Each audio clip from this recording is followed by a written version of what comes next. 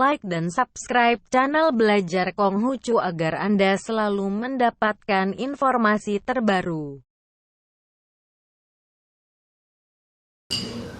Sunzi Binghua, Sunzi sendiri juga adalah penganut Ru. Tapi kalau dibilang ajaran Konghucu dalam keseharian, ada satu yang ingin saya ingatkan.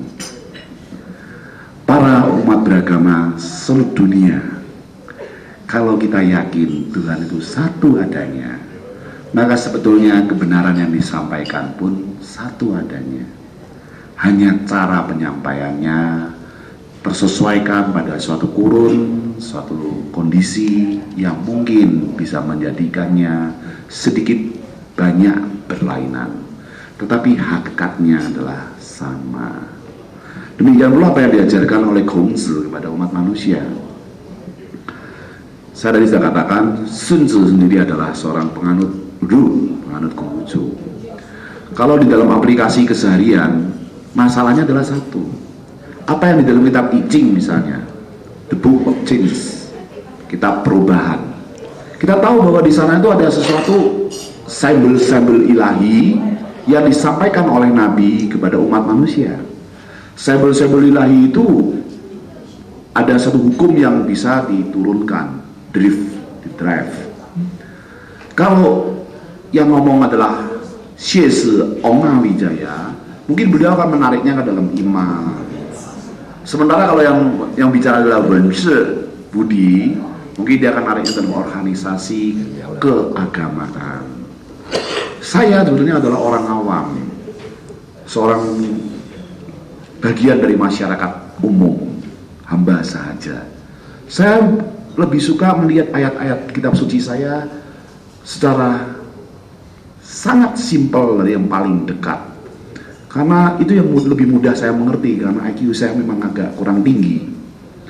Jadi misalnya kalau ada sebuah ajaran tentang manajemen, misalnya Bapak tadi singgung, di dalam I Ching itu jelas ada yin yang, yin yang.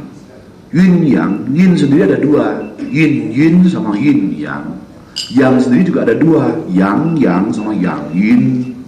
Jadi kalau plus minus, turunannya ada plus minus plus, dan terus diturunkan lagi asas ini. Nah kalau kita lihat dalam manajemen misalnya, sebuah contoh saja, kalau disebutkan di dalam agama ini ada konotasi keimanan, tapi kalau disebutkan dalam manajemen misalnya, yang namanya sebuah kumpulan orang banyak, pasti banyak opini, ya kan? Pasti banyak pendapat. Tapi dari sekian banyak pendapat, dari sekian banyak opini, kalau tujuannya sudah sama, tapi dari sekian banyak pendapat, dari sekian banyak opini, kalau tujuannya sudah sama, maka yang diperlukan adalah pemimpin yang memimpin mereka. Nah, sama seperti bangsa ini, ada Batak, ada Sunda, ada Melayu, ada Jawa, boleh lain. Kalau tujuannya sama adalah NKRI, satu nusa satu bangsa, yang diperlukan adalah seorang pemimpin. Bisa nggak kita punya seorang pemimpin yang berlandaskan kesatuan dan persatuan ini, memimpin sekian banyak perbedaan untuk mencapai satu tujuan? Pertama. Tapi ada juga orang yang sama semua, tapi tujuannya mau lain-lain. Ada yang bilang kiri dulu jangan kanan dulu wah ini bisa macam-macam. Nah supaya ini tidak kacau, walaupun tujuannya bisa berlain-lainan, tapi berangkatnya sama. Misalnya kumpulan orang Konghucu di Medan, berangkatnya sama, ini akan memajukan Konghucu, akan menjadikan Konghucu menjadi bagian dari kehidupan keseharian. Tapi yang satu bilang pendidikan, yang satu bilang kebaktian, yang satu bilang upacara sembahyang, yang satu bilang moral, yang satu bilang sosial misalnya. Nah ini kan berangkatnya sama, tapi tujuannya kok berbeda-beda. Maka di sini diperlukan orang-orang yang sangat handal di dalam manajemen, mengelola. Tapi ini baru yang positif, yang. Kalau yang im bagaimana? Kalau yang im, kita tahu bahwa semua yang kita pikirkan, semua yang kita persiapkan, semua yang kita mau capai, kadang-kadang muncul hal-hal yang di luar dugaan. Maka di situ perlu orang-orang yang tadi, yang yong, punya keberanian secara bertanggung jawab, pertimbangan matang, mengambil sebuah keputusan. Mungkin kalau di militer tindakan herois, ya kan? Tak. Mungkin di manajemen seorang MBA harus bisa mengambil keputusan, even bahkan kalau keputusan itu bisa salah, tapi penuh tanggung jawab dan pertimbangan. Kalau bahasa saya, soluter, seorang pemberi solusi. Kita juga perlu orang semacam ini.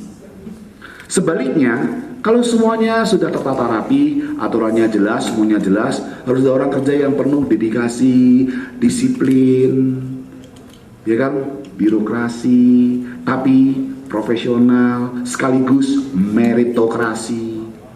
Jadi, meritor. Nah, kita lihat sekarang dalam keseharian kita, dalam bermasyarakat, dalam organisasi majelis, dalam bernegara. Punya nggak kita pemimpin yang baik, pengelola yang baik, orang-orang pengambil keputusan yang berani mengambil keputusan dengan tanggung jawab dan pertimbangan yang matang, serta orang-orang yang penuh dedikasi, loyalitas, ketaatan, disiplin, profesional, meritokrasi. Kalau jalan, selesai. Organisasi, nggak usah ditakutin. Boleh setan bilang, nggak apa-apa. Nah ini misalnya. Demikian pula dalam yang lain-lain, tentu saja banyak Bapak. Cuma kepekaan kita, saya katakan tadi, kepekaan kita melihat, kepekaan kita untuk mengerti. Misalnya, orang selalu mengatakan, Konghucu ini sangat menjunjung laku bakti. Karena laku bakti berarti dia orientasinya orang tua. Kalau orang tua berarti dia orientasinya negeri leluhur nanti. Negeri leluhurnya ya Cina. Chonghua Renmin共和国. Belum tentu loh, masih ada yang Chonghua Minggu, Taiwan. Ya kan? Nah ini kan kacau Pak. Padahal kalau kita mau benar-benar, tinggal pucuk dan pucuk. Umat Konghucu memang disuruh berbakti kepada leluhur, karena leluhur adalah jalan yang harus dilalui sebelum dia sampai ke maha leluhur. Ayo, setelah papa mama siapa? Engkau mama. Setelah engkau mama siapa? Kongco maco. Setelah kongco maco siapa? Kongyut mayut. Setelah kongyut mayut apa? Kongcit macit. Nah setelah itu siapa? Setelah itu siapa? Ujung di sana itu Tuhan sendiri. Jadi kalau umat Konghucu bersembahyang pada leluhur, jangan dipendekkan saja seakan-akan hanya leluhur. Kalau dipanjangkan juga setengah hati, negeri leluhur, lupa kepada maha leluhur, Tuhan sendiri. Juga ajaran tentang, saya tadi ingat tentang bahasa, tadi ada yang bertanya tentang saya bahasa. Huai, itu bahasa yang tua. Bahasanya itu piktograf, gambar. Cirinya adalah ideogram, ide. Sifatnya adalah filosofis, nilai filsafat. Jadi dia bentuk huruf itu mempunyai suatu jelajah yang sangat dalam. Kitab-kitab suci Konghucu itu ditulis pada zaman semeniko, zaman dulu itu, di mana menggunakan tata bahasa Wen Yen Wen. Wen Yen Wen, bahasa huruf yang bercerita tentang dirinya sendiri. Maka ketika umat Konghucu mengenal tentang ajaran, misalnya Hu Zi Zi Xiao, orang bilang orang tua itu harus punya kasih sayang, anak itu harus berbakti. Itu udah benar, nggak salah. Tetapi kalau menurut kaidah Wen Yen, huruf ini akan bermain macam-macam. Karena itu adalah kasih sayang yang disertai dengan perhatian, yang disertai dengan mendidik. Maka San Tzu Jing 3 untayan kita mengatakan yang bu jiao hu zi guo, merawat anak tidak mendidik itu kesalahan para orang tua. Bahkan kalau jiao bu yan shi zi tuo, mengajar tidak dengan serius, itu guru-guru yang malas. Nah, jadi zi salah satu unsurnya adalah mendidik. memperhatikan, kasih, sayang, perhatian. Jangan sampai orang tua anaknya hobinya apa aja nggak tahu, peka dalam perasaan apa aja nggak tahu, sehingga anak tuh di samping segala macam mata kuliah yang diterima, ada mata kuliah imbuhan, misalnya mata kuliah kunjungan mall, mata kuliah disco, mata kuliah ya kan hura-hura bu, ya kan. Ini kan orang tua juga harus tahu dong mata kuliah apa yang diterima di anaknya di dunia ini. Apakah mereka tahu bahwa anak-anaknya juga kuliah di mall? Tahukah bahwa kunjungan anak muda ke mall lebih banyak dari ke sekolah tadinya? Nah, maka kemudian bahasa huzi, ya kan, zixiao, bisa diartikan, wahai orang tua, oleh kasih sayangmu, oleh perhatianmu, oleh pendidikanmu, barulah akan tercipta anak-anak yang berbakti. Kalau Anda tidak pernah memberi kasih sayang pada mereka, perhatian pada mereka, pendidikan pada mereka, kalau mereka kemudian jadi blingsatan gak karu-karuan, jangan Anda lalu pakai godam ajaran Konghucu, hao, pu xiao saja. Nah, ini salah satu contoh. Jadi memang Pak, makna-makna ajaran ini tentu saja sangat universal dan fundamental. Saya memang bukan pakar di dalam tarik-menarik keimanan, kiri saya. Kalau organisasi keagamaan, kanan saya. Kalau yang hari-hari bersahaja, saya ingin anak-anak itu sudah nyanyinya jangan lain.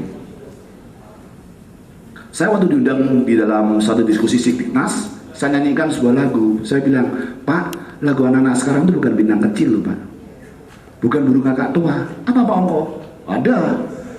Ada anak kecebur selokan, teman-temannya bersorak girang.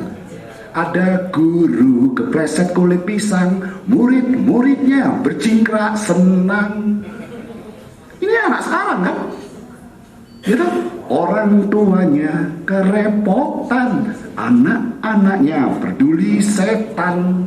Ada kerabat ditimpa malang, lebih sering kita syukurkan. Orang hidup zaman sekarang sudah hilang belas kasihan, bisanya tega merasa senang atas derita lain orang. Sikdinas kita perhatian itu aja. Kalau minta anak-anak kita punya perhatian, kalau kita nggak didik mereka sekolah di mall kok, kemewahan, materialistis, duit, Jen. That's all. Dan kalau nanti mereka besar semua menganggap有钱人叫鬼推磨, siapa yang salah? Punya uang bisa suruh setan mendorong gilingan tamu. 这个不是理想的国家，理想cita mulia sudah nggak ada lagi. Hai anak muda, jangan sampai kau kehilangan itu. Kalau kau kehilangan itu, kamu malu-malukan bukan orang lain, dirimu sendiri sebagai manusia yang punya begitu banyak kemuliaan.